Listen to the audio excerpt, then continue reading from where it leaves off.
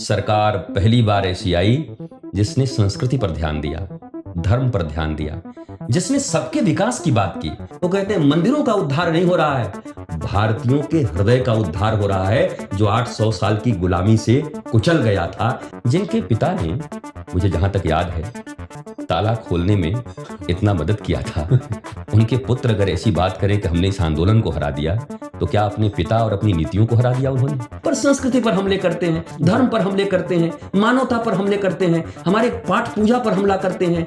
सनातन को कभी आप देखते हैं साउथ के कुछ नेता लोग कह देते हैं ये तो कोड है।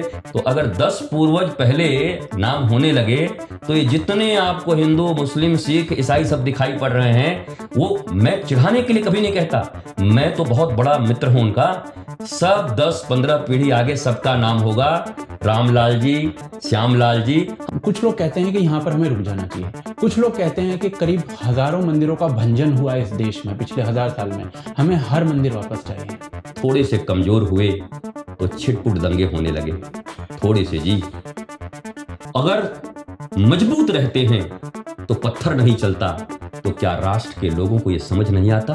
आर्टिफिशियल इंटेलिजेंस हमारे वेदों में मेटाफिजिक्स है, हमारे वेदों में गणित है, हमारे वेदों में, अब मैं आगे बढ़ के आपके बात करूंगा, कंप्यूटिंग की बातें हैं। योगी आदित्यनाथ जी को वो एक स्लोगन यूज कर रहे हैं और हर इलेक्शन में जाकर कर रहे हैं, आम रैलीज में जाकर कर रहे हैं और लोगों से मिलते हुए कर रहे हैं कि बटोगे तो कटोगे। हम बटे, पाकिस्तान बट गया, हम बटे, अफगानिस्तान बट गया, हम बटे, बांग्लादेश अलग हो गया। अगर आपको चाहिए समृद्ध राष्ट्र तो कास्ट इज पास्ट, अदरवाइज हम नष्ट हो जाएंगे।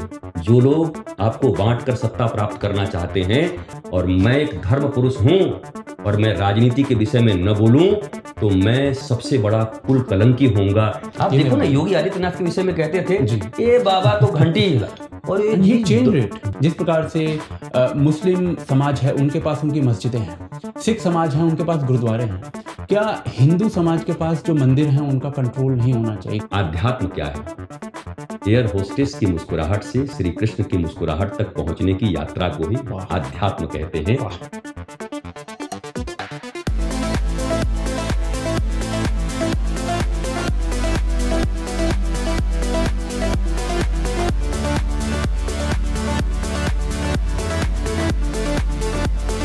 नमस्कार, आपका स्वागत है AKTK के पॉडकास्ट चैनल पर। और कई बार क्या होता है कि आप एक ऐसे व्यक्तित्व के आभा मंडल के आसपास होते हो कि आप अपने भीतर गूज़बम्स उनका अनुभव करते हो। मैंने आज किया है, और मैं अभी मेरे पास कदाचित शब्द नहीं है, क्योंकि मैं इन चीज़ों में इंटरेस्टेड हूँ, अध्यात्म में, स्पिरिचुअलिटी में। और मेरे साथ व्यक्तित्व हैं सद्गुरु जी, रितेश्वर जी, जो कि जिनका मैं जितना आपको इंट्रोडक्शन कराऊँ वो कम है। आप जो हैं सद्गुरु जी जो हैं, सब हम जानते ही हैं, हम उनके प्रवचन सुनते हैं टीवी पर, इंटरनेट पर। लेकिन मैं आपको कुछ चीज़ें बताना चाहूँगा। सद्गुरु जी जो हैं वो सनातन विश्वविद्यालय एवं गुरुकुल जो हैं उनको चलाने की मुहिम छेड़ी हुई है उन्होंने। और इन्होंने 8 वर्ष पहले सनातन वैदिक बोर्ड नाम से एक मांग उठाई थी, जो कि आज फलीभूत होती हुई दिख रही है। तो मैं सद्गुरु जी, फर्स्ट ऑफ ऑल आपका स्वागत है हमारे चैनल पर, एंड वी आर ब्लेस्ड कि मैं आपके साथ बैठा हूँ। मैं आपको बता नहीं सकता मेरी प्रसन्नता का क्या यहाँ पर आलम है, and I am feeling it. So मेरा फर्स्ट ऑफ ऑल तो आपसे, बिकॉज अभी दीपावली आ रही है, दीपावली पर हम देख रहे हैं कि प्रभु श्री राम पहली बार टेंट से निकलकर, पिछले ही अभी जनवरी में टेंट से निकलकर वो भव्य दिव्य मंदिर में वो वापस गए हैं। 500 वर्षों का ये संघर्ष रहा है, कितने लोगों का, अगणित लोगों का बलिदान इसमें गया है। और वो केवल ऐसा नहीं था कि एक विशेष धर्म से थे, कई धर्मों, जैसे पहली जो FIR हम जानते हैं कि वो एक निहंग सिख ने उधर कराई थी, और उन्होंने हवन जाकर किया था उसमें। सो मैं ये जानना चाहता हूँ कि ये हिंदू समुदाय के लिए और सनातन धर्म के लिए कितनी बड़ी विजय है, और किस प्रकार से हम एक पॉलिटिकल योगदान या सरकार का योगदान इसमें देखते हैं। मैं भगवान श्री राम को प्रणाम करते हुए और भारत माता की एकता, अखंडता, अक्षुण्णता बनी रहे, इसके लिए इस दीपावली पर भगवान श्री राम से प्रार्थना भी करता हूँ। ये प्रश्न बड़ा समीचीन है। भगवान श्री राम के लंका विजय के उपरांत यह दीपावली का महापर्व जो अयोध्या में मनाया गया और निरंतर हजारों वर्षों से इसे हम मना रहे हैं, परंतु इस बार ये त्यौहार कुछ अलग है और इसके मान्यताएं भी कुछ अलग हैं, इसकी विशेषताएं भी कुछ अलग हैं, क्योंकि भगवान श्री राम जो अयोध्या में जिनकी जन्मभूमि है, उस अयोध्या में भारतवर्ष में 500 वर्ष लग गए भगवान श्री राम ने वहाँ प्रकट लिया कि नहीं लिया ये साबित करने में। मैं कुछ दिन पहले अयोध्या में था जब ये भगवान श्री राम के मंदिर का उत्सव चल रहा था। तब जर्मन टीवी के पत्रकार भी आए हुए थे और उन्होंने मुझसे पूछा कि क्या कारण है कि भारत में ही लोग अयोध्या में राम मंदिर की स्थापना यहाँ पर हो रही है और राम जी प्रकट हुए हैं, इसको साबित करने में इतने वर्ष लग गए। तो मैंने उनसे कहा कि देखिए, जब भी वेटिकन की बात आती है तो हमें पोप याद आते हैं, क्रिश्चियनिटी याद आती है। जब भी मक्का मदीना की बात होती है तो हमें इस्लाम याद आता है।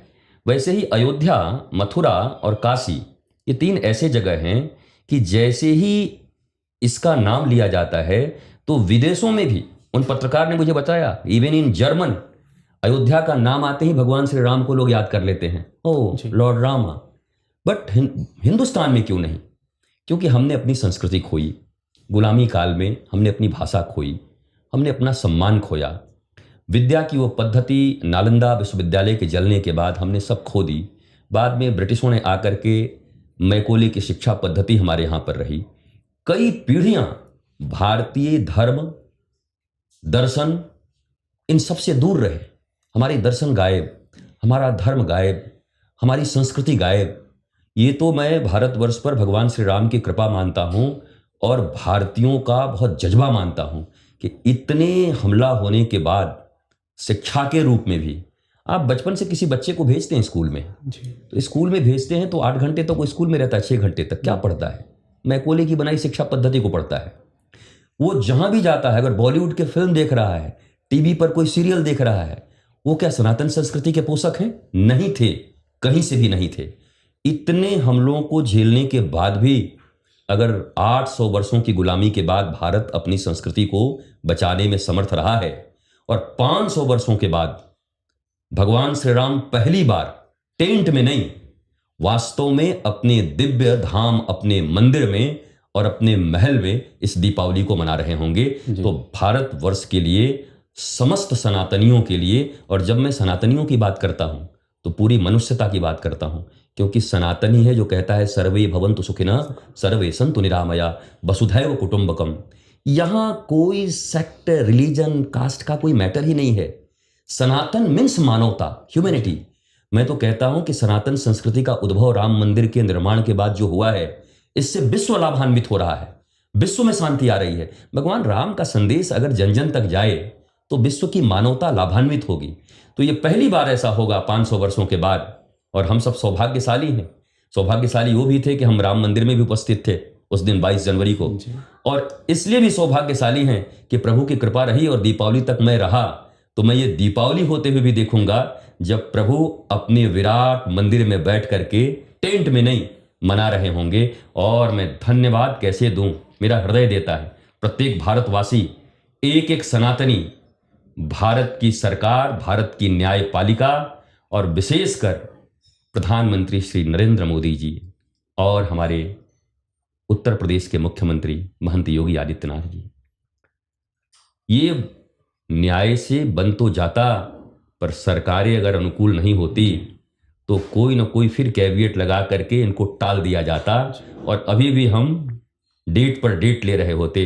परंतु ऐसी पुरुषार्थ करते हुए भगवान रामलला को टेंट से हटाकर और भगवान के भव्य मंदिर में, यद्यपि भगवान राम की कृपा से ही हुआ है, पर कोई ना कोई माध्यम तो चाहिए। भगवान ने माध्यम चुना श्री नरेंद्र दामोदर दास मोदी को, प्रधानमंत्री को। इसलिए मैं उनका साधुवाद देता हूं, और मैं क्या, पूरा भारत और पूरी सनातन संस्कृति उनको साधुवाद दे रही है कि आपके कार्यकाल में भगवान का यह दिव्य मंदिर बनकर तैयार हुआ है। गुरुजी, मैं देखिए, ये तो बिल्कुल सच बात है कि पॉलिटिकल विल के बिना ये चीज़ संभव नहीं थी। और हमने देखा है कि किस प्रकार से 500 वर्षों का ये पूरा संघर्ष रहा है। उसमें भी अगर पिछले 30-40 वर्ष आप लगा लीजिए तो उसमें आंदोलन होने चालू हो जाते हैं और ये मुद्दा जो है वो पॉलिटिकल बनने लगता है। तो कहीं ना कहीं हमने इस चीज़ को नोटिस किया है कि जब तक जिन जिन पार्टीज ने आंदोलन किया था वो सत्ता में नहीं आई, तब तक मंदिर नहीं बन पाया। यानी कि आपको सत्ता में आना जरूरी है आपकी विचारधारा को, तभी आप अपने कार्य कर सकते हो, आप अपनी सिविलाइजेशनल इश्यूज को बचा सकते हो। ये बात यहाँ से सत्यापित हो जाती है। मेरा प्रश्न आपसे ये रहेगा इस चीज़ पर कि क्या जो भारत का आम जनमानस है, भारत का आम सनातनी है, उसको ये चीज़ अंडरस्टैंड करनी चाहिए या नहीं कि आपका वोट किन इश्यूज पर होना चाहिए? क्या सिविलाइजेशनल इश्यूज मैटर करते हैं वोटिंग के समय? देखिए, सबसे बड़ी बात यह है कि जब कोई धर्म पुरुष या धर्म सत्ता पर बैठे हुए धर्मगुरु राजनीति के विषय में बोलते हैं, तो भारत की मैकोले शिक्षा पद्धति ने एक ऐसी मानसिकता तैयार कर दी है कि लोग कहते हैं, बाबा जी आपको ये राजनीति से क्या मतलब है जी, आप तो मठ मंदिर में बैठो, मतलब आप समाज से कट के रहो, आप भारत के नागरिक हो, भारतीय आपके भाई बंधु हैं, विश्व की मानवता के लिए आप जी रहे हैं। देखिए, राजनीति शब्द का अर्थ क्या है? वह नीति जिससे भारत की जनता पर या किसी भी भौगोलिक क्षेत्र की जनता पर शासन नहीं, राज करना मतलब सुराज स्थापित हो, उसको राजनीति बोलते हैं। वह सुंदर नीति जिससे राज किया जा सके। धर्म क्या है? वह सुंदर नीति, धर्म नीति, जिससे मनुष्य मर्यादित होकर, ब्लिसफुल होकर, आनंदित होकर, शांत आह्लादित होकर जी सके। दोनों अलग अलग कैसे हैं जी? अगर राजनीति खराब हो गई, राजनीति से धर्म नीति निकल गई, तो अधर्म नीति जाएगी। अधर्म नीति जाने के बाद क्या होगा आप बताइए? अगर कंस को आप क्या मानते हैं, रावण को आप क्या मानते हैं? अगर आप हिंदू की बात करेंगे तो वो भी हिंदू ही थे जी, लेकिन अधार्मिक थे जी। वहां राजनीति नहीं थी, वहां अराजनीति थी। वहां धर्म नीति नहीं था, वहां अधर्म नीति था। अब आप देखिए, एक बहुत बड़े जितने भी आप राजा देखेंगे पहले राजकाज करते थे, अब तो लोकतंत्र है। तो लोकतंत्र में जिनको हमने वोट दे करके बनाया है, उनके ऊपर ये जिम्मेवारी होती है कि वो भारत की रक्षा करें और भारत का विकास करें। तो अगर वो राजा धर्मनीति का पालन न करे और सुराजनीति का पालन न करे, तो अधर्म और अराजनीति का पालन करेगा और जनता दुखित होगी।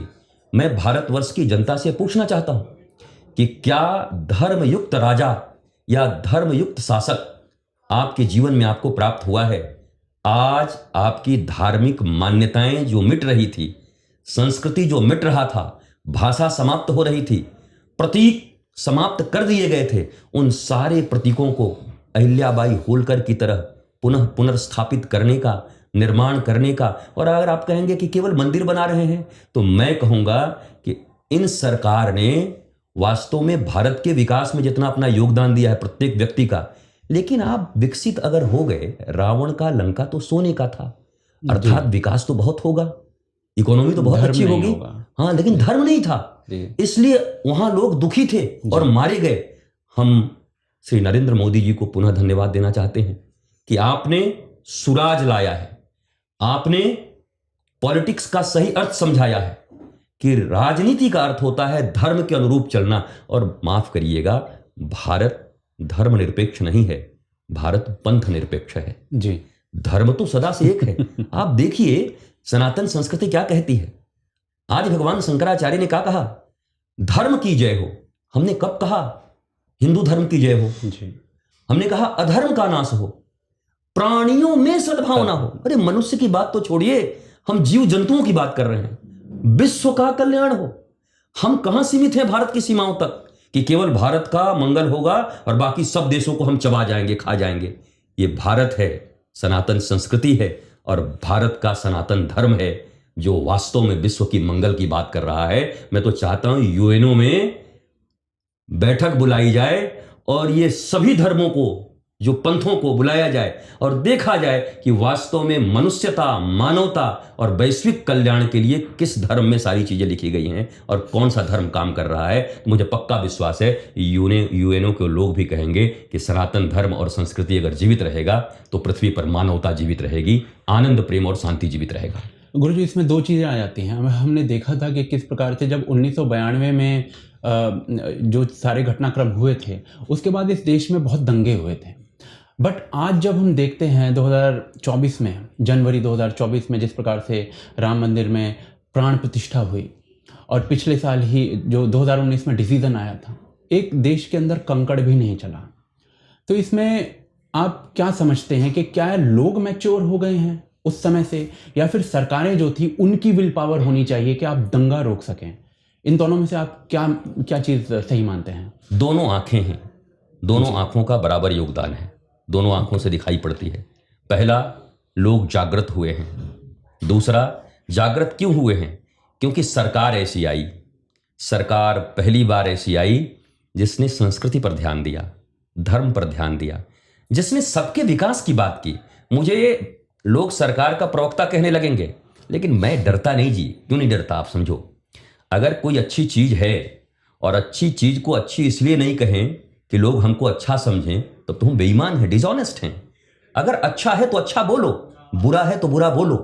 अगर इस सरकार के कारण धार्मिकता, और धर्म शब्द से मेरा सदा अर्थ लड़ाई झगड़े दंगे से नहीं होता।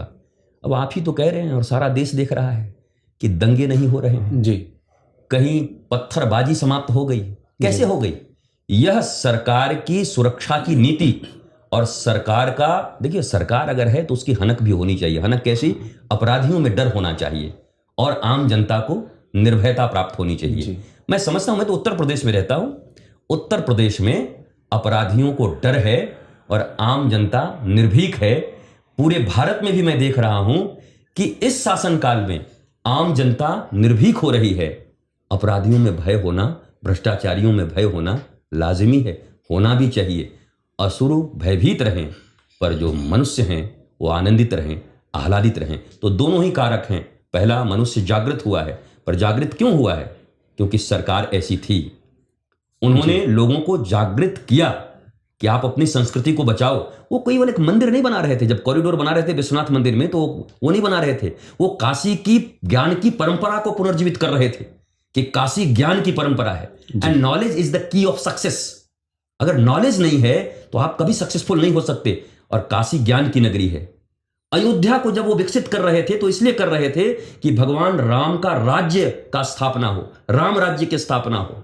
दैहिक दैविक भौतिक तापा राम राज काहू को न व्यापा। जब श्री कृष्ण की बात करते हैं तो आनंद की बात करते हैं, प्रेम की बात करते हैं। प्रेम भूमि हमारी वृंदावन है, मैं वृंदावन से आ रहा हूं। तो जब और वो धार्मिक उज्जैन महाकाल का, वो कहते हैं मंदिरों का उद्धार नहीं हो रहा है, भारतीयों के हृदय का उद्धार हो रहा है, जो 800 साल की गुलामी से कुचल गया था। अपनी संस्कृति, अपने धर्म और अपने गौरव और अभिमान को हम भूल गए थे, उसको पुनर्जागृत किया है इस सरकार ने, लोगों ने, कई समाजसेवियों ने, धर्म गुरुओं ने। उन सबको बहुत बहुत प्रणाम है, वंदन है, नमन है। गुरुजी, बट एक और चीज़ इसमें आ रही है कि अभी जैसे आपने कहा कि हमारा एक पुनरुद्धार के दौर से हम गुजर रहे हैं, हिंदू धर्म की यदि हम बात करें या सनातन धर्म की हम बात करें। बट अभी इसमें क्या हुआ कि जैसे अयोध्या को हम एक माइलस्टोन मान सकते हैं इस पूरी प्रक्रिया में। तो जो विपक्ष के नेता हैं उनकी तरफ से अभी एक बयान आया था कि हमने इस आंदोलन को हरा दिया है, जस्ट बिकॉज वो 2024 के चुनावों में फैजाबाद की सीट में जो कुछ हुआ है तो उसमें बीजेपी हार जाती है, तो उसके बाद इस प्रकार का एक बयान आया था। आप मानते हैं कि इस प्रकार की बयानबाजी ठीक है? इतना बड़ा आंदोलन जो 500 वर्षों तक, जिसमें सनातनी लोग उनका योगदान था, क्या कैसे देखते हैं इस प्रकार के बयान? देखिए, राजनीतिक बयान तो हो जाएगा जी, पर मैंने अभी कहा कि धर्म और राजनीति को अलग नहीं किया जा सकता। धर्म सत्ता पर बैठे लोग कहें कि हम तो केवल प्रार्थना करेंगे, कुछ नहीं करेंगे, तो राष्ट्र में अराजकता आ जाए। नहीं नहीं नहीं, आपको मिलना पड़ेगा, जगाना पड़ेगा लोगों को।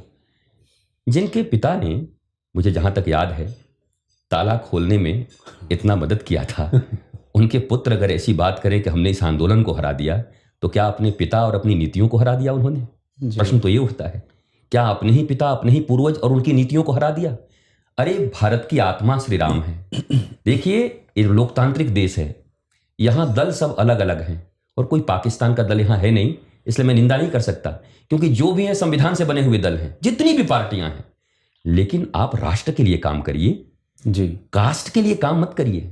कास्ट, क्रीड, रिलीजन, इसके लिए काम कर रहे हैं आप जी। आप राष्ट्र का काम करिए, राष्ट्र के समग्र लोगों का काम करिए। मैं आपसे पूछता हूं, कोरोना के काल में क्या कभी कोई मत, पंथ, जात देखकर काम हुआ था?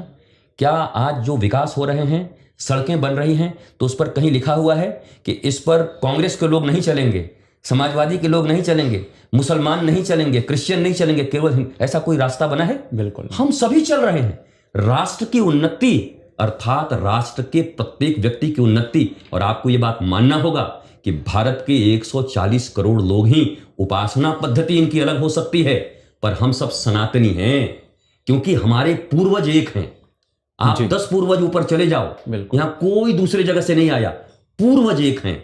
हमारी पद्धति सिर्फ बदली है पूजा की, और मैं उनको भी कहता हूं, हम भारतीय हैं और हमें भारतीय होके रहना है। भारत में भारत को फिर से जगाना है। और सनातन कोई बहुत कंजर्वेटिव चीज नहीं है, सनातन तो पूरे विश्व का चीज है, और भारत में उसको अलग अलग कर दे रहे हैं कि ये सनातनी है। सनातन शब्द बहुत व्यापक है। हिंदू शब्द तो एक भौगोलिक क्षेत्र का नाम है, पर सनातन वसुधैव कुटुंबकम, शाश्वत सत्य, वह विधा जिससे मनुष्य आनंदित हो, प्रसन्न हो, चाहे वो ब्रिटेन का हो, चाहे वो अरब का हो, चाहे वो ग्वाटेमाला का हो, चाहे भारत का हो, चाहे श्रीलंका का हो, चाहे पाकिस्तान का हो। जी, सनातन तो सबके लिए है। तो 140 करोड़ की बात हम करते हैं, सनातनी हम सब हैं, और धीरे धीरे ये जागृति आ रही है। सनातनी तो सब कह रहे हैं और राष्ट्रवादी भी कह रहे हैं। बाकी देखिए, विकास में थोड़ा विभेद हो सकता है। ये पार्टी कहेगी रोड ऐसे नहीं बनना चाहिए, तब बात मानेंगे। आपका रोड खराब बन रहा है, भ्रष्टाचार हो रहा है, तो हम उस पार्टी के साथ खड़े हो जाएंगे, हाँ अच्छा रोड बनना चाहिए। पर संस्कृति पर हमले करते हैं, धर्म पर हमले करते हैं, मानवता पर हमले करते हैं, हमारे पाठ पूजा पर हमला करते हैं। सनातन को कभी आप देखते हैं, साउथ के कुछ नेता लोग कह देते हैं ये तो कोड है, तो ये तो, अब वो बोलना भी कैसा, वो अर्थ नहीं जानते। और एक बात आपको बता दूं, वो लिटरेट हो सकते हैं पर एजुकेटेड नहीं हो सकते जो ऐसी भाषा बोलते हैं। लिटरेसी होगी शायद उनके पास, डिग्रियां होंगी, पर एजुकेशन नहीं है। सनातन के 16 संस्कार नहीं है, माता पिता और गुरु का दिया हुआ संस्कार नहीं है उनके पास, इसलिए अपने ही देश के विषय में ऐसी बातें वो करते हैं। गुरुजी देखिए, इसमें अभी हमने एक बात की थी कि किस प्रकार से लॉ एंड ऑर्डर की भूमिका जो है वो उत्तर प्रदेश में काफ़ी सुधरी है। हमने ये सारा डेटा है कि किस प्रकार से दंगों की स्थिति जो भारत में है कम हुई है। ये सारी डेटा है। इस समय जो कालखंड चल रहा है, इसको सबसे शांत कालखंड माना जाता है आज़ाद भारत का, और ये सारा डेटा है। मैं इसको स्क्रीन पे लगवा दूंगा। सो मेरा इसमें पॉइंट यह आ जाता है, बट इसके उपरांत भी हम कुछ ऐसी घटनाएं देखते हैं, जैसे अभी बहराइच में एक प्रोसेशन निकल रहा था, उस पर पथराव हुआ, जो देवी दुर्गा थी उनकी प्रतिमा खंडित हो जाती है, और उसके उपरांत वो एक विप्लव का रूप ले लेता है, एक लड़के की मृत्यु हो जाती है। तो आप इस चीज़ को कैसे देखते हैं कि क्या इसमें कुछ इंटॉलरेंस दिखता है, जिसको हम रिलीजियस इंटॉलरेंस कह सकते हैं, या फिर आप इसको कैसे देखते हैं? देखिए, ये बात विश्व से छुपी नहीं है, केवल भारत में ही नहीं। इनटॉलरेंस कहाँ है, टॉलरेंस कहाँ है, सभी जानते हैं। और मैं उनको भी तो यही सिखाता हूँ कि वीर अब्दुल हमीद ने हमारी तरफ से लड़ाई की जी, और पाकिस्तान के छक्के छुड़ा दिए जी। रसखान हमारे गोकुल में है, वृंदावन में, जो श्री कृष्ण के अनन्य प्रेमी हैं। हमारे missile man doctor Abdul Kalam Azad, उन्होंने भारत माता के लिए क्या क्या क्या नहीं किया, और क्या उनकी भावनाएं हैं। मैं कहता हूं आप इनको आइडियल मानिए ना। राइट। हम कहां कह रहे हैं हिंदू, मुसलमान, क्रिश्चियन, हम इसकी बात नहीं कर रहे हैं। आप भारत के क्षेत्रीय नायकों को मानिए। वीर अब्दुल हमीद के नाम से कोई पथ बने तो रितेश्वर पहले आके प्रणाम करेंगे, वाह वाह वाह वाह। अगर डॉक्टर अब्दुल कलाम आजाद के नाम से कोई इमारत बन रही हो तो सबसे पहले हम धार्मिक लोग आकर के खड़े होंगे। जब आप केवल पंथ के नाम पर अराजकता को या किसी भी ऐसी चीज को जो देश के अनुकूल नहीं है, मानवता के अनुकूल नहीं है, और ये केवल और केवल अशिक्षा के कारण हुआ है जी। उनको वोट बैंक समझा गया, शिक्षित नहीं किया गया, और शिक्षा भी क्या किया जाए, मैकोले की शिक्षा अगर पढ़ भी लेंगे तो क्या करेंगे, हम ही लोग पढ़ के क्या कर रहे हैं। हमारे भारतीय सनातन संस्कृति की शिक्षा अगर हम पढ़े होते, वन नेशन वन एजुकेशन अगर यहां पर हो, तो प्रारंभ से सब एक ही चीज पढ़ें। क्या आप कभी जर्मनी गए होंगे? जर्मनी में जब जर्मन के बच्चों से पूछा जाता है व्हाट्स योर फादर नेम, आपके पिता का नाम क्या है, बोला जर्मनी। जर्मनी। आपकी माता का नाम क्या है, बोला जर्मनी। माँ भी जर्मनी, पिता भी जर्मनी। वाह। क्या राष्ट्रवाद है, क्या यही राष्ट्रवाद भारत में नहीं हो सकता? पूछें आपकी माँ का नाम क्या है। और आप साउथ में देखेंगे, वहां पिता का नाम, दादाजी का नाम, गांव का नाम, हरदन हल्ली, हरदन पट्टी, दिवेगौड़ा, आपने सुना है ना? जी जी। वो गांव का नाम है, उनके पिता का नाम है, उनके मतलब पूर्वजों को याद कर रहे हैं। तो अगर 10 पूर्वज पहले नाम होने लगे तो ये जितने आपको हिंदू, मुस्लिम, सिख, ईसाई सब दिखाई पड़ रहे हैं, वो मैं चिढ़ाने के लिए कभी नहीं कहता, मैं तो बहुत बड़ा मित्र हूं उनका। सब 10-15 पीढ़ी आगे सबका नाम होगा रामलाल जी, श्यामलाल जी, हम सब उन्हीं की संतानें हैं, तो हम अलग हो कैसे सकते हैं। मैं तो उनसे भी निवेदन करूंगा कि हीरो बनाइए, आइडियल बनाइए तो राष्ट्रवादी को, आइडियल बनाइए तो मानवतावादी को। हम किसी ऐसे आदमी को आइडियल न बनाएं जो राष्ट्र तोड़ने की बात करता हो, मानवता के विरुद्ध बात करता हो, या किसी एक कास्ट या सेक्ट की बात करता हो। हम उसकी बात करेंगे जो 140 करोड़ के साथ साथ 8 अरब विश्व के लोगों की बात करता हो। इसलिए ये दंगे तो उत्तर प्रदेश की सरकार ने मजबूत इच्छा शक्ति से रोके हैं जी। सरकारें तो वही होती हैं, पुलिस वही होती हैं, पर इच्छा शक्ति होती है। हमारे राज्य में दंगा नहीं होगा तो दंगा नहीं हुआ। ऐसा नहीं कि हिंदुओं को दंगा करने के लिए छूट है और मुस्लिमों के लिए कड़ाई है, क्रिश्चियन नहीं कर सकते और ये कर सकते, नहीं होगा दंगा। बुलडोजर भी चले हैं तो लोग कहते भले ही हैं कि उन पर बुलडोजर चल गया, पर आप ये भी लगा दीजिएगा कि कितने बुलडोजर और कहां कहां चले, बिल्कुल। तो आप देखेंगे कि समान रूप से बुलडोजर चले हैं। जिन्होंने न्याय के विरुद्ध काम किया वहां बुलडोजर चले हैं। इसलिए आरोप सही नहीं है। अपराधी और सामान्य नागरिक, इन दोनों में अंतर होना चाहिए। अपराधी के प्रति कोई सहानुभूति नहीं होनी चाहिए और सामान्य नागरिक के प्रति कोई शत्रुता नहीं होनी चाहिए। गुरुजी, एक और देखिए सवाल इसमें मेरा आखिरी ही प्रश्न है, बिकॉज राम मंदिर पर बात चली और इतना इम्पोर्टेंट इवेंट दीपावली का आ रहा है, तो प्रथम 500 वर्षों की लड़ाई है हमारी। मेरा एक्चुअली में एक सवाल इस पर ये आता है कि अभी हम काशी और मथुरा की भी बात करते हैं, लेकिन कुछ लोग कहते हैं कि यहाँ पर हमें रुक जाना चाहिए। कुछ लोग कहते हैं कि करीब हज़ारों मंदिरों का भंजन हुआ है इस देश में पिछले 1000 साल में, हमें हर मंदिर वापस चाहिए। तो इसमें से आपको कौन सा थॉट प्रोसेस जो है वो बढ़िया लगता है, कौन सा थॉट प्रोसेस सही है इस देश की उन्नति के लिए, शांति के लिए, सारी चीज़ों के लिए? देखिए, इन दोनों पक्षों को बैठकर भारत के बाहर से आए हुए लोग, लेकिन देखिए भारत के राजनेता कितने श्रूड हो गए हैं। वो कहते हैं कि बाबर तो इसी देश से आया था, अब वो कांधार से बोल देते इसी देश से आया था, अब वो हमारे देश में नहीं है। तो बाबर यहां किस लिए आए थे? राष्ट्र की रक्षा करने आए थे? केवल किसी मजहब के नाम पर आप उनका साथ देंगे? बाबर लूटने ही तो आए थे ना। तो हम लुटेरों का विरोध करते हैं, आक्रांताओं का विरोध करते हैं। वो चाहे आपने देखा होगा 3 तलाक के नियम को इसी सरकार ने खत्म कराया। 3 तलाक से बताओ, वो मुस्लिम बहनें, बेटियां, माएँ, हमारी बहन बेटियां माएँ नहीं हैं? हमने उनके लिए काम किया, सरकार ने उनके लिए काम किया। उन्होंने कहाँ ये कहा जैसे सती प्रथा खत्म हुई वैसे ये भी खत्म हुआ कि ऐसा नहीं होना चाहिए, अर्थात एक माता का हक मिले, एक महिला का हक मिले। हम तो ह्यूमैनिटी के ग्राउंड पे काम कर रहे हैं। 500 वर्षों के बाद भारत में दीपावली केवल किसी एक मजहब का नहीं हो रहा है, बल्कि ज्ञान का हो रहा है जी, बल्कि एकता का हो रहा है। आप सचमुच अब कह सकते हैं कि असत्य पर सत्य का विजय हुआ है, अधर्म पर धर्म का विजय हुआ है और अन्याय पर न्याय का विजय हुआ है। ये बहुत बड़ा एक कारण है और ये कारण तभी है जब 5 वर्ष में आने वाले लोकतंत्र के महापर्व को भारत के लोग समझेंगे। पर मैं आपको एक इशारा और किए देता हूं, थोड़े से कमजोर हुए तो छिटपुट दंगे होने लगे, थोड़े से जी। अगर मजबूत रहते हैं तो पत्थर नहीं चलता। तो क्या राष्ट्र के लोगों को यह समझ नहीं आता कि हमें शांति में रहना है या हमें खौफ में जीना है? तो मुझे ऐसा समझ में आता है कि 5 वर्ष में जो लोकतंत्र के महापर्व होते हैं, उस समय अगर भारतीय लोग नहीं जगे तो अपने पर्व होली, दीपावली, दशहरा मना पाओगे कि नहीं, ये बड़ी कठिनाई वाली बात हो जाएगी। वो पर्व अगर ठीक रहा लोकतंत्र का, तो ये पर्व भी ठीक रहेंगे। अगर उस पर्व में चूक गए तो ये सारे पर्व चूक जाएंगे, मनाना मुश्किल पड़ जाएगा। अफगानिस्तान में नहीं होता अब जी, बहुत कठिनाई है। हम बगल में बांग्लादेश देख रहे हैं और हम हिंदू मुस्लिम की बातें नहीं कर रहे हैं। वहां उस दौरान क्या शरीफ मुसलमानों को परेशानी नहीं हुई? कितने तकलीफ में जलाए गए, काटे गए। मैं कहता हूं आम नागरिक को बड़ा कष्ट होता है दंगा इत्यादि में, इसलिए सब भारतवासी मिलकर खड़ा होते हैं। और मैं बार बार करके देखिए, और ये तभी संभव है, अंतिम बात मैं भी आपसे कहता हूं, जब तक अपनी शिक्षा पद्धति को आप नहीं बदलेंगे। पहला तो सनातन बोर्ड, क्योंकि सनातन मैंने कह दिया 140 करोड़ लोगों का है, हम एक पक्षीय मांग नहीं कर रहे हैं जी। दूसरा, सनातन विश्वविद्यालय का निर्माण हो रहा है। आप देखिए, इस सनातन विश्वविद्यालय के निर्माण का कार्य हमने प्रारंभ किया है। ये क्यों किया है? आप ये क्यों किया है?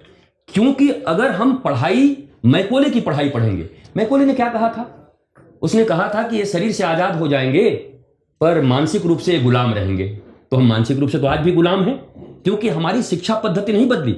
सरकार शिक्षा पद्धति में सुधार कर रही है, पर मैं हाथ जोड़कर निवेदन करूंगा, जिस चीज में कैंसर हो जाए ना, उसमें सुधार की संभावना नहीं रहती, उसको काट देते हैं।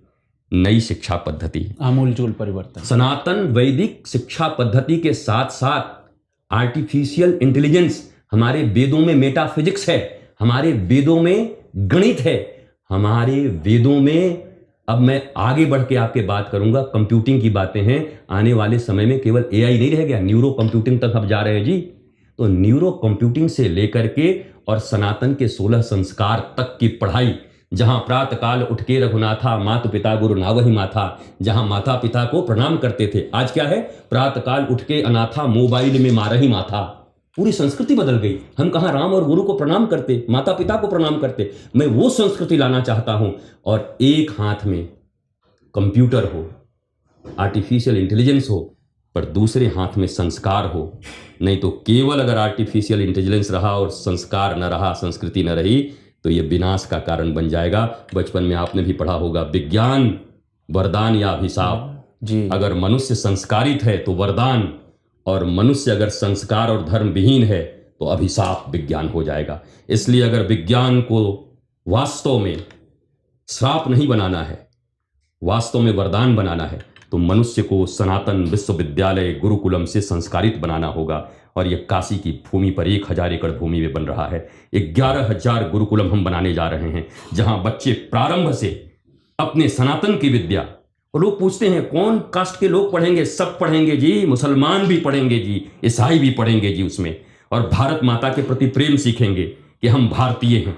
इसके लिए हम ये पढ़ाई करने जा रहे हैं। और मुझे पूरा विश्वास है कि इस कल्चर के बाद, क्योंकि जब तक गीली मिट्टी को आप सेप नहीं देते, बच्चे गीली मिट्टी हैं, उनके लिए शिक्षा व्यवस्था इतनी बेकार है, वहां से आप किसी अच्छे बच्चे का निर्माण नहीं कर सकते। 90% बच्चे गर्भ से बने बनाए पैदा होते हैं, 10% ये स्कूलिंग, ये सोसाइटी उनको ठीक करती है। अब 90% कोई बेकार आएगा तो 10% काम कितना आप कर पाओगे? तो मैंने वो 90% का बीड़ा उठाया है, और मुझे बड़ा आनंद और आह्लाद है कि इसमें सरकार से लेकर विपक्ष तक के लोग भी जो सनातनी हैं, वो कह रहे हैं गुरुदेव आप बहुत अच्छा काम कर रहे हैं। तो पहली बार ऐसा लग रहा है कि भारतवासी कह रहे हैं कि सनातन विश्वविद्यालय बनना चाहिए और लोगों की शिक्षा पद्धति बदलनी चाहिए। गुरुजी, इसमें अगर इसमें लोग भी मदद कर सकते हैं जी? नहीं, पूरी प्रक्रिया में, ये पूरी प्रक्रिया में हमने अभी 1 करोड़ संस्थापक सदस्य बनाने के लिए अभियान छेड़ा है। अच्छा, 1 करोड़ संस्थापक, लाखों बन चुके हैं, विदेशों से बन रहे हैं। आप आश्चर्यचकित हो जाएंगे। कुशीनगर देवरिया में एक मोहम्मद अशफाक जी हैं, उन्होंने हजारों लोगों को बनाया है सदस्य। अच्छा। बोला ये हमारी भारत के लिए कार्य हो रहा है, अब हमारे बच्चों के बीच विभेद नहीं होगा, 1 नेशन 1 एजुकेशन।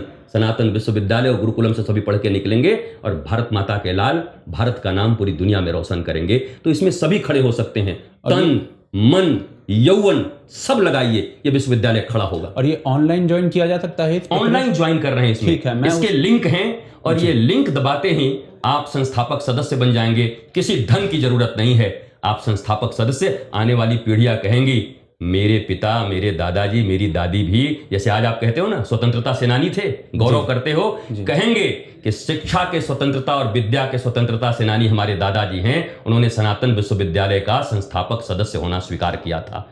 मैं जैसे ही आज घर जाऊंगा सबसे पहले मैं यही काम करने वाला हूं, और इस वीडियो के डिस्क्रिप्शन में और पिन कमेंट के भीतर मैं वो लिंक दे रहा हूं जिससे आप सदस्य बन सकते हैं, और जो भी हेल्प कर सकते हैं, जिस भी तरीके से इस मुहिम में हेल्प कर सकते हैं आप करिए। ये क्योंकि आपकी भावी पीढ़ियां जो हैं वही इस प्रसाद को प्राप्त करेंगे, तो इसको जरूर ज्वाइन कीजिए। बाकी अभी सदगुरु जी आपने एक और एंगल लेकर आए थे, आपने कहा था मैं संकेत में बोल रहा हूँ, लेकिन मैं आपका एक ट्वीट देखता हूं 12 अक्टूबर को आपने ट्वीट किया है, राष्ट्र हित में कास्ट अब पास्ट हो जाए यही लास्ट उपाय है, अन्यथा हम नष्ट हो जाएंगे, एक सनातन। फर्स्ट ऑफ ऑल अभी हम जिस प्रकार की राजनीति देख रहे हैं, तो जो देश के विपक्ष के नेता हैं उन्होंने चुनाव से पहले, 2024 के चुनाव से पहले और चुनाव के बाद संसद से सड़क तक ये जो जाति की राजनीति है इसको बहुत बड़ा बल दिया है, प्रश्रय दिया है। आप देखिए किस प्रकार से अभी वो रेलवे एम्प्लॉयज़ के बीच में थे, वहाँ पर कह रहे थे कि ये जो मैनेजर हैं आपके वो बड़ी कास्ट हैं, आप महादलित हैं, इस प्रकार के शब्दों का उन्होंने प्रयोग किया। दूसरी तरफ हम योगी जी को देखते हैं, योगी आदित्यनाथ जी को, वो एक स्लोगन यूज़ कर रहे हैं और हर इलेक्शन में जाकर कर रहे हैं, आम रैलीज़ में जाकर कर रहे हैं और लोगों से मिलते हुए कर रहे हैं कि बटोगे तो कटोगे। आप समझते हैं, आप क्या समझते हैं इस चीज़ से कि जो आपका संकेत था ये 12 अक्टूबर का जो आपका ट्वीट है, क्या वो इसी तरफ है कि हम बटेंगे तो फिर प्रॉब्लम्स आएंगी? देखिए, ये इस बात को बहुत बुरा नहीं मानना चाहिए, बटोगे तो कटोगे जी, इस शब्द का अर्थ क्या है? योगी जी जिस भाषा में बोले, योगी जी उसको समझते होंगे, मैं जैसा समझता हूं, और वो भी बहुत अच्छी भाषा में बोले होंगे। बटोगे, हम बटे, पाकिस्तान बट गया, हम बटे, राइट, अफगानिस्तान बट गया, हम बटे, बांग्लादेश अलग हो गया। अरे कितने देश अलग हो गए, और जहां जहां बटे वहां बचे क्या? नहीं बचे ना। तो बटोगे का मतलब है हमारा राष्ट्र खंडित हो रहा है, राष्ट्रीयता खंडित हो रही है। ये बहुत ज्यादा किसी मुझे नहीं लगता कि मत और संप्रदाय के लिए कहा गया है। हमें बटना नहीं है, हम भारतवासी हैं, हम सनातनी हैं, और सनातन की संस्कृति को हमें रखना होगा। और ये तो सामान्य व्यक्ति को भी दिखाई पड़ रहा है कि जहां कास्ट के नाम पर हमें बांटा गया। देखिए, इतने सालों तक तुष्टीकरण हुई, हिंदू मुसलमान कर दिए। जी, अब एक बार जब समग्र चेतना जगी है भारतीयों की, सनातनियों की, तो अब उनके पास कोई उपाय नहीं है, तब वो कास्ट की राजनीति लेके आ गए, कास्ट बांटो। अरे मानता हूं कि कभी किसी ने बांटा होगा, किसी ने पूर्वजों ने कुछ किया होगा, किसी ने कुछ आपको दबाया होगा, पर आज तो आप हैरान हो जाएंगे। मैं इसी सनातन विश्वविद्यालय में आपको कहता हूं, आप पूरा चेक कर लो, क्या यहां पर कोई कास्ट काम आया है? कोई कास्ट काम नहीं आया, सारे सनातनी। और मैं तो एक ही चीज जानता हूं, मैंने लिखा है एक सनातन, एक सनातनी। हम अब कास्ट को नहीं जानते, caste is past, is past. अगर आपको चाहिए समृद्ध राष्ट्र तो caste is past, okay, otherwise हम नष्ट हो जाएंगे, भ्रष्ट हो जाएंगे। और मुझे लगता है कि भारत का बच्चा बच्चा गांव में समझ रहा है, ना ना ना, मुझे कास्ट में नहीं बंटना, मुझे राष्ट्र के लिए जीना है, अपने भारत माता के लिए जीना है। वो बांग्लादेश नहीं होना देना चाहते अपने देश को, बांग्लादेश की विभत्स। बांग्लादेश में मेरे 1 लाख गुरु भाई रहते हैं, मेरे गुरु बांग्लादेश के थे। 1 लाख गुरु भाई, ऐसे विभत्स वीडियो, ऐसी चीजें कौन चाहेगा जी अपने देश में, अपने बेटे और बेटियों के लिए ऐसी जिंदगी? मुसलमान भी नहीं चाहेंगे, हिंदू भी नहीं चाहेंगे, क्रिश्चियन भी नहीं चाहेंगे, कोई भारतीय नहीं चाहेगा। इसलिए कास्ट इज पास्ट, सबसे सुंदर हमारा राष्ट्र, एक सनातन, एक सनातन, एक सनातन। जी, एक बहुत इंपॉर्टेंट प्रश्न रह गया था राम मंदिर पर, मैं उसको बीच में लाना चाहूँगा। हमने देखा है कि किस प्रकार से साउथ ईस्ट एशिया हो गया या फिर देश हो गए, थाईलैंड से लेकर आगे नीचे तक, कंबोडिया तक, उन देशों के भीतर भी आज भी रामलीला होती है। वो देश आज भी अपने जो हाईएस्ट रैंक के ऑफिसर्स होते हैं उनको लक्ष्मण बोल रहे हैं सेना में। तो इस प्रकार की जब चीज़ें होती हैं, आपकी संस्कृति कहीं ना कहीं हम ये मानकर चल सकते हैं कि वो ग्रेटर इंडिया कहा जाता था उसे एक समय। मेरा प्रश्न आपसे ये है कि जैसे हमने 500 वर्षों की लड़ाई के बाद राम मंदिर को पुनः प्रतिस्थापित किया है, क्या इसका एक जियोपॉलिटिकल इम्पैक्ट भी देखते हो? क्योंकि भगवान राम को तो वहाँ पर भी एक प्रकार से हर साल वो उनका महिमा मंडन कर रहे हैं। अपने जीवन की जो स्टोरीज होती हैं, जो बच्चों को सुनाई जाती हैं, उन बच्चों की स्टोरीज में भी भगवान राम हैं। तो क्या इसको आप ऐसा देखते हो कि ये भारत को एक जियोपॉलिटिकल पावर भी बना सकता है? नहीं, ये बहुत अच्छा सवाल आपने उठाया। जो भी संबंधित राष्ट्र हैं जो कभी भारत में ही थे, जी, अपार्ट हुए, और भी ऐसी चीजें, वो आज राम उनकी आस्था के केंद्र हैं। वहां पर रामलीला चलती है। आपने लक्ष्मण बताया, मैं भी इसको समझता हूं। वहां कोई फीलिंग्स नहीं, और वो गर्व से कहते हैं कि हमारे पूर्वज रहे हैं। वो पूर्वज मानते हैं। उनको कहा कि हमने थोड़ी उपासना पद्धति अपने बदल ली है, पर इससे हम अपने पूर्वज से थोड़ी कट गए हैं। जी, राम हमारे लिए शत्रु थोड़ी हो जाएंगे।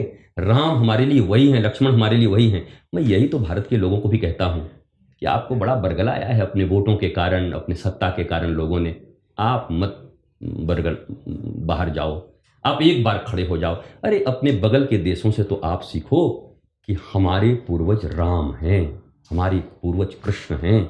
हम सब एक हैं, डीएनए एक है साहब। इसलिए इनके चक्कर में आप मत पड़िए। ये सब हमें मिटाना चाहते हैं, और हम चाहे किसी भी कास्ट के हों, हैं इस राष्ट्र के। जियोपॉलिटिक्स का बहुत बड़ा लाभ, बहुत बड़ा उत्कर्ष हुआ है। बगल के देश इतने प्रसन्न हैं राम मंदिर के बनने से, और अपने ही देश में आपने सुना था ये हो जाएगा, वो हो जाएगा। जी, एक पत्थर नहीं गिरा कहीं। सभी आनंदित हैं, खुश हैं, आह्लादित हैं। और सनातन विश्वविद्यालय में जब हजारों लाखों लोग सदस्य बन रहे हैं, तो आप समझिए उस मंदिर की प्रसन्नता भी लोगों के भीतर में है। और मैं हजारों लाखों लोगों को ऐसा जानता हूं कि क्यों लड़ाई चल रही है। भाई, अयोध्या, मथुरा, काशी तो सब लोग जानते हैं कि इनका है, और धीरे धीरे समझ बनेगा, बढ़ेगा। हम छीनेंगे नहीं। पर मुझे एक दिन विश्वास है कि हमारे देश के सारे लोग मिलकर के कहेंगे, नहीं जी, बाहर से आए हुए लोग जो खंडित किए हैं वो हमें अपने भाइयों को देना है, हम अपने भाई को देंगे। अब समझिए वो हृदय कैसा दोनों का होगा, राम लक्ष्मण का मिलन होगा हम लोगों का। बस इसके बीच में पॉलिटिक्स बाधा है, सत्ता बाधा है। जो लोग आपको बांटकर सत्ता प्राप्त करना चाहते हैं, और मैं एक धर्म पुरुष हूं, और मैं राजनीति के विषय में न बोलूं तो मैं सबसे बड़ा कुल कलंकी होऊंगा कि राष्ट्र जल रहा था, रोम जल रहा था, और नीरो बंसी बजा रहा था जी। राष्ट्र जल रहा है, राष्ट्र के लोग जल रहे हैं, और महात्मा हलवा खा के महंत में पड़ा रहे मंदिर में कि महात्मा राष्ट्र के लिए जीता है, सन्यासी राष्ट्र के लिए जीता है, साधु राष्ट्र के लिए जीते हैं। हमारे राष्ट्र के लोग सुखी रहें, आनंदित रहें, सर्वे भवन्तु सुखिनः। इसके लिए 1000 बार राजनीति की बातें करनी होगी तो करूंगा। और जो लोग ये कहते हैं कि राजनीति की बातें हम नहीं करते, हम धर्म पुरुष हैं, पाखंड है जी। मैं आज आपके चैनल पे कह रहा हूं वो पाखंड है। वो हमारे पास तो एग्जाम्पल्स हैं। भगवान विश्वामित्र हो गए, आचार्य चाणक्य हो गए, कितने एग्जाम्पल्स हैं जो आप देखिए, जिन्होंने पूरे देश में एक, आप देखिए ना, आचार्य चाणक्य ने किस प्रकार से जब एक राजा जो था वो नीरो की भांति बिहेव कर रहा था, चैन की बंसी बजा रहा था और देश चल रहा था, तो उन्होंने सत्ता परिवर्तन कर दिया, आचार्य ने कर दिया जी। तो हमारे पास एग्जाम्पल हैं ऐसे। और आज भी मैं तो इस चीज़ को चाहता हूं कि जो भी हमारे धर्म के सर्वोच्च शीर्ष पुरुष हैं उनको राजनीति को दिशा देनी चाहिए। आप देखो ना, योगी आदित्यनाथ के विषय में कहते थे ये बाबा तो घंटी हिला, और ये चेंज रेट 2 बार हो गया। बहन बेटियां शाम को घर से नहीं निकल पाती थी। उत्तर प्रदेश में आज तो बहन बेटी आनंदित है, खुश है। हम लोगों को सुरक्षा महसूस होती है। कहीं जाते हैं तो लगता है सुराज है जी, कानून का राज है। जाके कहीं भारत का बात कह सकते हैं, धर्म की बातें कह सकते हैं। ये सुराज किसने दिया? जिनको आप कह रहे थे कि मठ में घंटी बजा रहे हैं, कितने योग्य और कुशल प्रशासक निकले जी। बिल्कुल बिल्कुल। आप उनको मठ मंदिर तो भूल जाओ, कितने। धर्म का अर्थ तो यही समझाना चाहता हूं, धर्म के अनुशासन में रहने वाला व्यक्ति सदा लोक मंगल करता है, और वह कहीं राजनीति में आ गया तो लोक मंगल उसकी प्राथमिकता हो जाती है, मर्यादा के अनुरूप, भ्रष्टाचार विहीन। ये सोचकर आप ये ना सोचेंगे कि मैं राजनीति में जाऊंगा। मेरे गुरु ने मुझे एक शपथ दी थी कि आजीवन धर्मपीठ से ही भारत की सेवा करना। तो मैं तो अपने जीवन में इस एक्टिव पॉलिटिक्स में जाऊंगा नहीं, इस धर्मपीठ से पूरा जीवन राजनीतिक संचेतना भी लोगों को देता रहूंगा और धार्मिक संचेतना भी देता रहूंगा। अभी आंध्र प्रदेश में हमने देखा था, तिरुपति बालाजी के मंदिर में जो प्रसाद का इशू आया था उसमें बताया गया बीफ है। अभी किस प्रकार से ये सारा कुछ हुआ, वो जांच का विषय है, वो जांच चल रही है। मैं उस जांच के विषय पर तो नहीं जाऊंगा, लेकिन रिपोर्ट्स आ चुकी हैं कि उसके अंदर बीफ था। आप एक तरफ हम ये देखते हैं कि जो हमारे मंदिर हैं, पौराणिक मंदिर ले लीजिए, वो सरकार के अंडर आते हैं, राज्य सरकारों के अंडर आते हैं। तो कहीं ना कहीं राज्य सरकारों को इन चीज़ों को देखना चाहिए और उनकी जिम्मेदारी होनी चाहिए। बट मेरा प्रश्न इससे थोड़ा सा वृहद है। क्या जो जिस प्रकार से मुस्लिम समाज है उनके पास उनकी मस्जिदें हैं, सिख समाज है उनके पास गुरुद्वारे हैं, क्या हिंदू समाज के पास जो मंदिर हैं उनका कंट्रोल नहीं होना चाहिए? क्या ऐसा कुछ बोर्ड वगैरह नहीं होना चाहिए? देखिए, हम इतने अच्छे लोग हैं जी कि हमने सब सरकारों को दे रखा, सरकार पर विश्वास किया। जी और सरकारें जब राष्ट्रवादी होती हैं और धर्म के अनुरूप चलती हैं, धर्म से फिर मेरा वही मतलब है मनुष्यता, तब ऐसी घटनाएं नहीं घटती। पर जैसे ही कोई ऐसी सरकार आती है जो कास्ट, क्रीड, रिलीजन पे जिंदा रहती हैं, तो ऐसी घटनाएं, दो चीजें हैं, एक तो करप्शन, लड्डू में करप्शन भी है, जी बिल्कुल। दूसरा किस चीज से बनाना है, दूसरा धार्मिक भावना को आहत करना भी रखा गया है। मैं तो ये मांग करूंगा कि एक ऐसा सनातन बोर्ड बनाया जाए मंदिरों के लिए भी, कि सनातन बोर्ड इसको संभाले, सनातन ट्रस्ट इसको संभाले और इसका विकास सनातन संस्कृति, परंपरा और राष्ट्र के विकास के लिए किया जाए, कि हमारे संस्कृति का विकास हो, पढ़ाइयाँ हों, इसके लिए इन पैसों का उपयोग किया जाए। सरकारों के अधीन रहेगी तो कभी लोकतंत्र में अगर गड़बड़ सरकार आ गई, भेजा लोगों का खराब हो गया और एक बार इसको नहीं रखेंगे अब इसको रखेंगे, तो एक ही बार में तो सब समाप्त कर देगा।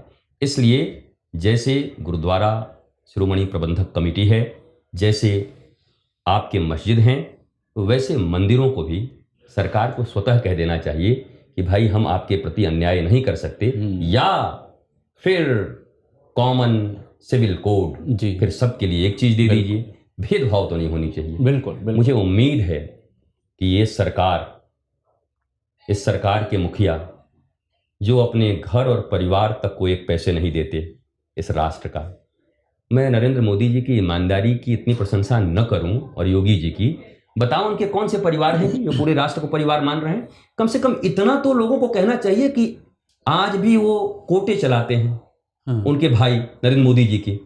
क्या आज के जीवन में जहां एक छोटे से बड़े, छोटा बाबू कोई बन जाता है क्लर्क भी, तो साला, साली, मामा, मामी, बताइए किसको लाभ देता है? और जरा देखो राष्ट्र के प्रधानमंत्री, अब उन पर भी लोग आरोप लगाते हैं, इनको देते, उनको देते, उनको देते, उनको देते, किसके लिए देंगे मुझे समझ नहीं आता। हाँ, वो अपने राष्ट्र के लिए काम करते हैं, ये दिल जानता है, ये भारतीयों का दिल समझता है इस बात को। इवन एक उदाहरण योगी जी की बहन का भी आता है, उनका भी हमने देखा था कि किस प्रकार से वो आज भी एक छोटी सी दुकान चलाती हैं। आप सोचो, बहन जी, एक बहन को साइड से मदद नहीं कर सकते थे अंडर टेबल? बिल्कुल, दुनिया भर के, पर कोई मदद करने भी नहीं जा रहा, और मदद जो करेगा मुझे पक्का विश्वास है योगी जी खड़े हो जाएंगे, अच्छा क्यों मदद किया मेरे नाम पर? क्यों? राष्ट्र की संपत्ति राष्ट्र के लिए लगनी चाहिए, और पूरा राष्ट्र ही जिसका परिवार हो, वो केवल हम दो हमारे दो पर क्यों जिंदा रहेगा जी? उनके लिए तो पूरा राष्ट्र परिवार है। बोलते हैं उनके पास परिवार नहीं है, अरे वो विराट परिवार की बात कर रहे हैं और आप संकुचित परिवार की बात कर रहे हैं। चलिए, बहुत अच्छे इश्यूज पर हमने ये बातें की हैं। मेरे एक दो ऐसे प्रश्न थे जो मेरे भी भीतर थे। मैं, जैसे कि आप वृंदावन में रहते हैं, भगवान कृष्ण के बारे में बहुत आपने बातें की हैं, किशोरी जी के बारे में बहुत बातें की हैं, मैंने सुना है आपके प्रवचन को, मेरे पिताजी भी सुनते हैं। तो मैंने जब कल उन्हें बताया कि मैं आपसे भेंट करने वाला हूं, तो बहुत प्रसन्न हो गए। और मैं एक्चुअली मैं पूछना चाहता था कि कुछ समय पहले, ये मेरे गांव से रिलेटेड भी कुछ बातें हैं, हमारे समाज में ऐसी बातें होती हैं जी। कुछ समय पहले मुझे एक थोड़ा प्रॉब्लम था कि मुझे क्रोध ज़्यादा आता था। मुझे किसी ने सजेस्ट किया कि आप भगवत गीता का अध्ययन कीजिए। मैंने सुनने से स्टार्ट किया, एंड सुनने के बाद मैंने उसको समझने का प्रयास किया। मेरा प्रश्न उसमें यह है कि उसमें अध्याय 2 और 3 में आई थिंक कुछ ऐसी बातें आती हैं कि भगवान कृष्ण बोल रहे हैं कि भाई आपकी सारी जो पीड़ाएं हैं ना, आपकी सारी जो मन जो आपका करता है, उसका कारण आपकी इंद्रियां हैं, 5 इंद्रियां। आपको खाने का मन करेगा क्योंकि आपकी जिह्वा में टेस्ट आता है। तो आप इंद्रियों का जो आप कंट्रोल नहीं कर पा रहे हो, उसको मन का नाम दे रहे हो, और मन आपका इसलिए कर रहा है क्योंकि इंद्रियां आपको कमजोर करती हैं। फिर आगे वो बोलते हैं कि आपको अगर इंद्रियों को कंट्रोल करना है या मन को कंट्रोल करना है तो बुद्धि का प्रयोग कीजिए और बुद्धि से उस मन को कुचल दीजिए। मैं ऑनेस्टली आपको बताना चाहूँगा, ये मेरा प्रश्न पर्सनल है, मैंने इसका बहुत प्रयास किया। एट टाइम्स क्या होता है कि हम लोग यूट्यूब पर वीडियोस डालते हैं, डॉक्यूमेंट्री फिल्म वगैरह कुछ डालते हैं, तो हम ये देखते हैं कि उसमें कितने व्यूज आ रहे हैं, वो कर्मफल हो गया। मैं उससे अटैच अपने आप को हमेशा पाता हूँ, मैं उसको मतलब दूर नहीं कर पा रहा हूँ अपने आप से। उसकी कोई प्रक्रिया है तो आप मुझे गाइड कर। आपने स्वयं ही कहा कि मैंने अभी भगवत गीता पढ़ना शुरू किया, समझना शुरू किया जी। और आपने दूसरे अध्याय की बातचीत की। मैं आपको एक ही बात कहूँगा, आपने देखा होगा कि भगवान श्री कृष्ण ने अर्जुन को अपना रूप दिखाया। अर्जुन डिप्रेशन में है जी। एक डिप्रेसिव मैन को एक धर्म पुरुष, जो भगवान भी जिनको कहा जाता है, वो उनको डिप्रेशन से बाहर ला रहे हैं, काउंसलिंग कर रहे हैं आज की भाषा में, कि भाई आदमी कैसे डिप्रेशन में चला गया। ये मेरा सखा है, मित्र है, फुफेरा में मेरा भाई हैं हम, और तो और बहन का विवाह भी हुआ है, तो साले जीजे का भी नाता है भगवान और उनके बीच में जी। ये डिप्रेशन में क्यों है। आज आप तो पत्रकार हैं, आरटीआई डालिए, मोर देन 74% भारतीय मेंटल स्ट्रेस में जी रहे हैं जी। मोर देन 88% पूरे वर्ल्ड में लोग मेंटल स्ट्रेस में हैं, और पूरे देशों का दादा अमेरिका जिसको कहा जाता है, वहां 90% लोग मेंटल स्ट्रेस में हैं। क्या कारण है? भौतिक विकास हो रहे हैं बिल्कुल, और मेंटल स्ट्रेस बढ़ रहा है। क्या इसी विकास के लिए, इसी यांत्रिक पद्धति के लिए मनुष्यता का निर्माण हुआ था? पहले मंत्र चलते, मन्नात् त्रायति इति मंत्र, अर्थात मन के बंधनों को खोल देने की शक्ति जिन वाणियों में थी उसे मंत्र कहा जाता है। फिर तंत्र आए, तंत्र का अर्थ है सिस्टम। किस सिस्टम से इस मंत्र का जप हो, किस सिस्टम से हम जिए। सिस्टम, शरीर का सिस्टम, राष्ट्र का सिस्टम, समाज का सिस्टम, हर चीज का एक सिस्टम होता है, उसको तंत्र कहते हैं।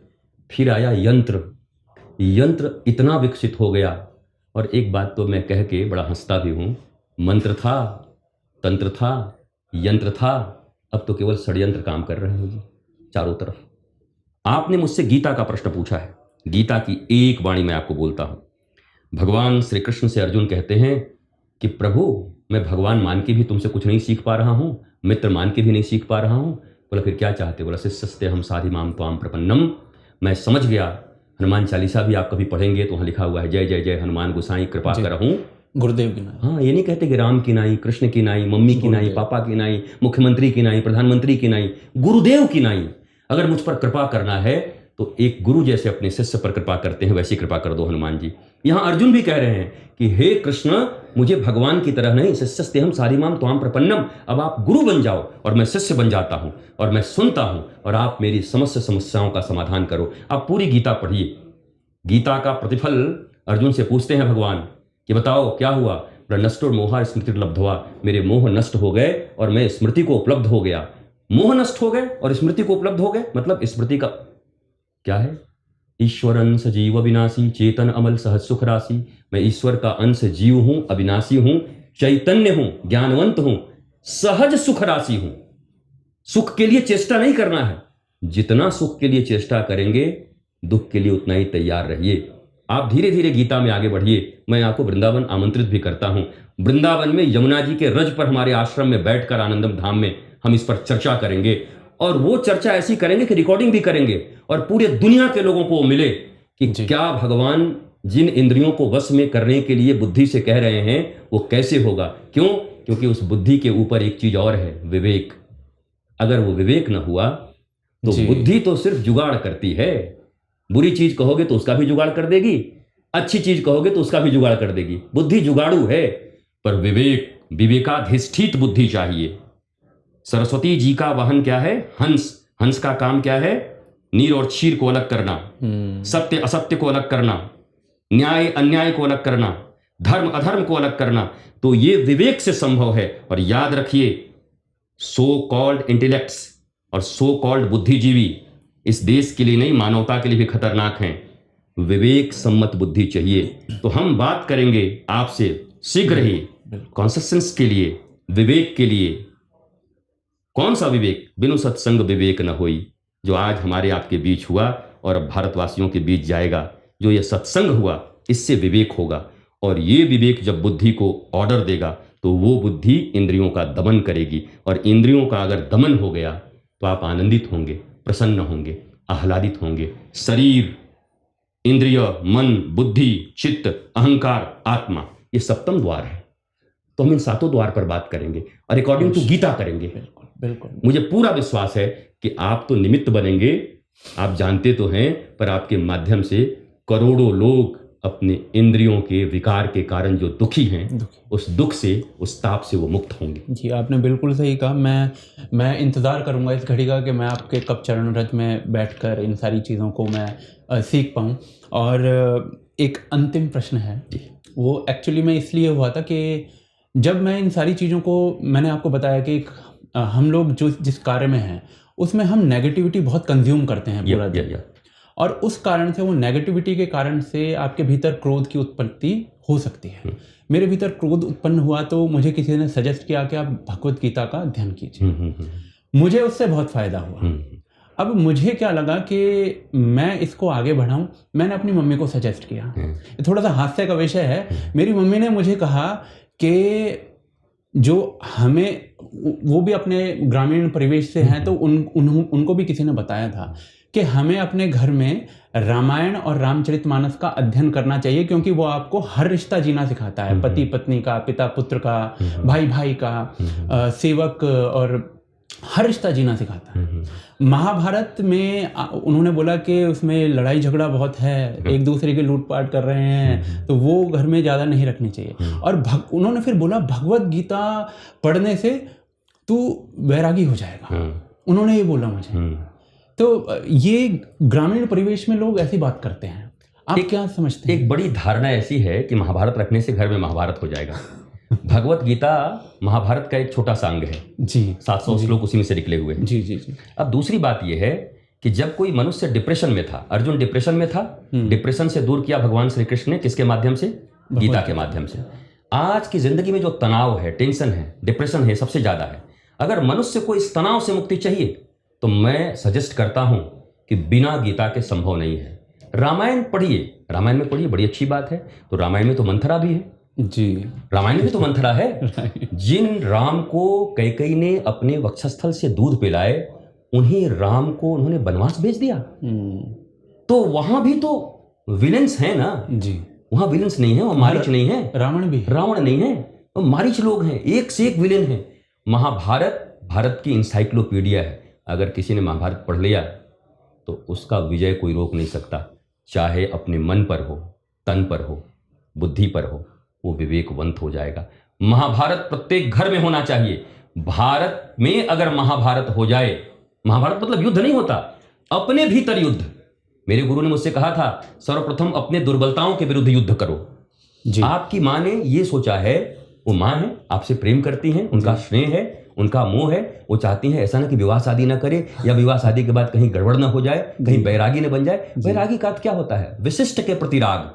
ये जो बेकार अशिष्ट लोग हैं, उनके प्रति जो हमारा राग है वो हमें दुख देता है, पर उस विशिष्ट ज्ञान के प्रति, ईश्वर के प्रति अगर राग हो गया, अनुराग हो गया, तो हमारा जीवन सत्यम शिवम सुंदरम की ओर होगा। इसलिए मैं तो कहूंगा, खूब शब्द के गीता पढ़िए और समझ के पढ़िए, रामायण भी पढ़िए, पर फिर कहता हूं, गीता के बिना रामायण भी समझ में नहीं आएगी। बिल्कुल, पहले गीता फिर आप रामायण पढ़ो।